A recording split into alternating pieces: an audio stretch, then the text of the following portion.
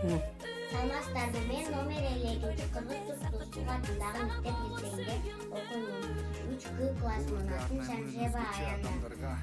Менин үчүнкү максаттой деген китепти тандап алганмын.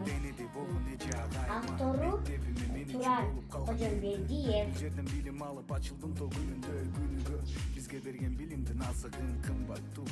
Кетпей ойнойт жаныман, көрбөй калсам сагынам, кум шекерге көндүргөн кичинекей чагынан. Бүгүн жаан каржады, бандырды балдарды, аздан кийин бояду, аппак кылып тандарды. Көргөн көздө буларды, ак жолторум кубанды, шалпаңдатып койгон үнүм боспот чыгады.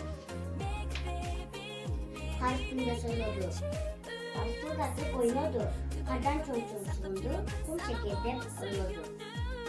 Эсимде ойнойт челек жазында суу чачышып, кышында кар чабышып, биргизип жашоонун Мунун башкы каарманы барын учса кайра жарышып окуган биз эле кийим канча баалат деп топтолуп ойногон биз эле кечке топ деп түбөлү көө калат ошол мезгилдер эсимде жүрөгүмдө бирге түшкөн сүрөттүн бетинде мына бүгүн турамын 11-де бүткөнү көз алдыма тартылуудан биринчи күнү биринчи мугалимим биринчи сүйүү атыркы коңгуроо кошпоо экинчи үйүм мектебим